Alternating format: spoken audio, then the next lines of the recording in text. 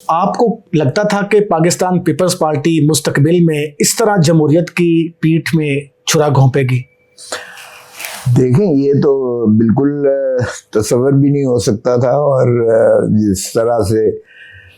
طالب علمی کے زمانہ سے ہم شہید بابا ذوالفقار علی بھٹو سے جو ان کی سحر انگیز شخصیت تھی، جس طرح سے وہ میسمرائز کرتے تھے اور یوتھ کو بھی جس طرح سے وہ اٹریکٹ کرتے تھے، وہ تو ایک ہم ان میں جو ہے پاکستان کو بہت ہی عظمتوں پر دیکھ رہے تھے۔ اور بدقسمتی ہے کہ جس شخص نے ایٹم بام دیا، جس شخص نے 1973 کا آئین دیا، جس شخص نے مسلم امہ کو اکٹھا کیا، جس شخص نے OIC کی بنیاد ہی نہیں رکھی، لیڈرشپ لی، اور جس طرح سے انہوں نے لاہور میں 1974 میں وہ OIC کی کانفرنس، مسلم امہ کی کانفرنس کروائی تھی۔ اور پھر اتنا آسان نہیں تھا کہ اس وقت 2 لخت ہوئے آپ بنگلہ دیش کو تسلیم کریں، کیونکہ جذبات بہت زیادہ اس وقت جو ہے مشتعل تھے، لیکن ان کا کمال کی مہارت تھی، یا آپ سمجھیں کہ انٹرنیشنل ڈپلومیسی کی ان کو جتنی گرفت تھی اس پر، اور وہ 1974 ہی کی جو اسلامی امہ سربراہی کانفرنس تھی، اس میں جس طریقے سے وہ یہاں لے کر آئے مجیب الرحمان، اور پھر بھائی بھائی پاکستان بنگلہ دیش بھائی بھائی کا جس طرح سے نعرے لگ کے اور وہ ایک نارملائز کی، وہ تو اور پھر ان کو شہید کر دیا گیا، وہ فسطائیت کی نظر ہوئے بالکل، اور عدالتیں بھی اس میں جو ہے سہولت کار بنی اس وقت کی اسٹیبلشمنٹ کے، ضیاء الحق کی جو ہے غلامی کرتے ہوئے۔ اور پھر آپ دیکھیں کہ 45 سال لگے سپریم کورٹ کو یہ ماننے میں کہ یہ عدالتی قتل تھا بھٹو صاحب کا۔ تو یہ بڑی افسوسناک تاریخ کا ہمارا حصہ ہے۔ اور پھر رانی شہید بے نظیر بھٹو کو آپ دیکھیں کہ 30 سال اس نے سیاست کی، اور 30 سال کی سیاست میں صرف 4 سال وہ اقتدار میں رہی، ایک دفعہ 18 مہینے اور دوسری دفعہ 22 مہینے، اور باقی ان کی 26 سال کی جو جد و جہد تھی وہ اپوزیشن کی تھی، جمہوریت کے لیے تھی، جمہوریت کے لیے تھی۔ انہوں نے میزائل ٹیکنالوجی دی، جو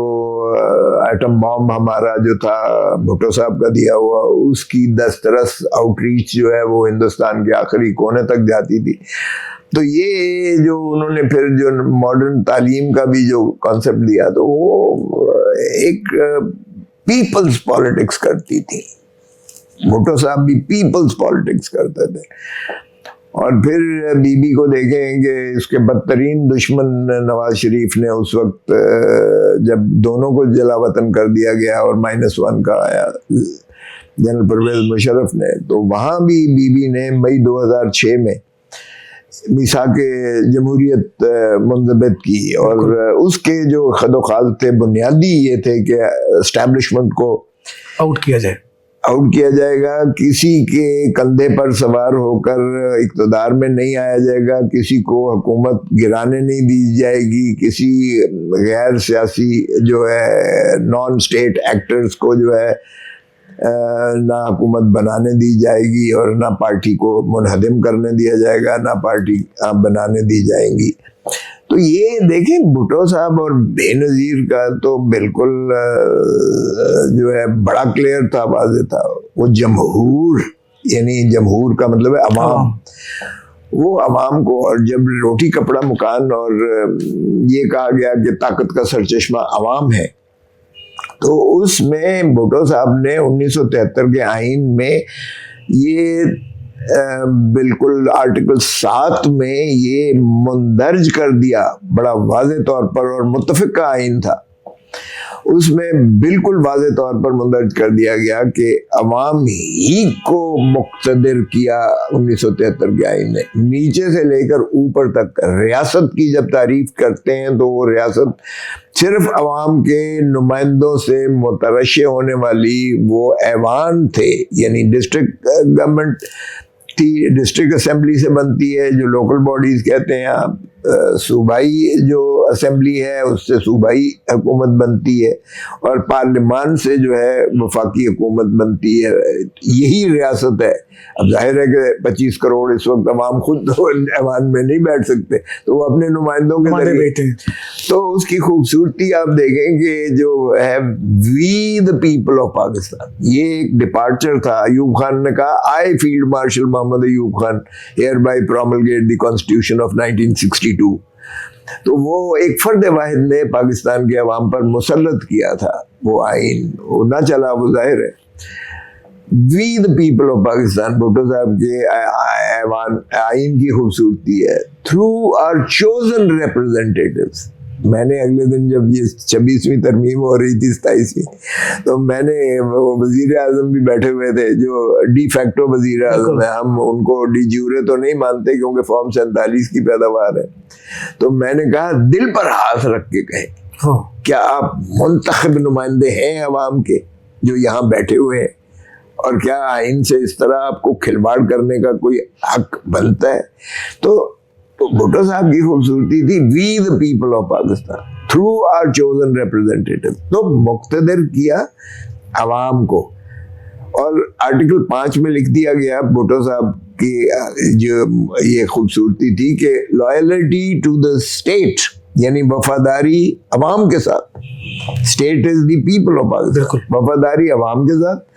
اور تابع داری جو ہے اور پاسداری آئین اور قانون کی. تو یہ inviolable obligation of every citizen of Pakistan. وہ آرمی چیف ہو, وہ چیف جسٹس آف پاکستان ہو, وہ بھی وفادار عوام کا ہوگا اور آئین کے تابع کام کرے گا, قانون پر عملداری کرے گا, چاہے آرمی چیف ہو, چاہے چیف جسٹس ہو, چاہے کوئی بھی ہو. لیکن بدقسمتی ہے اب جو پیپلز پارٹی پیپلز پالیٹکس چھوڑ کر پاور پالیٹکس میں پڑ گئی ہے.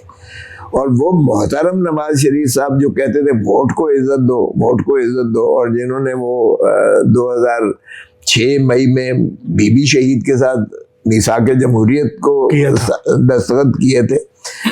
وہ اسی پر انحراف کرتے ہوئے دونوں جماعتیں, اب دونوں جماعتیں بالکل وہ پاور پالیٹکس جس کو ہائیبریڈ بھی بار بار کہتے ہیں, جس کا مطلب یہ ہے کہ عوام تو کیڑے مکوڑے, ان کو تو بیچ میں سے نکال کے باہر پھینکو نا, اور جو مقتدر حلقہ ہے ان کی غلامی کرو اور ان کے کندھوں پر سوار ہو کر اقتدار میں آؤ اور پاکستان پر قبضہ کرو. تو یہ جو ہے تصور ہو ہی نہیں سکتا تھا کہ پیپلز پارٹی مسلم لیگ نون کی غلامی میں جا کر اور اسٹیبلشمنٹ کے قدموں پر یا کندھوں پر سوار ہو کر اقتدار میں آئے.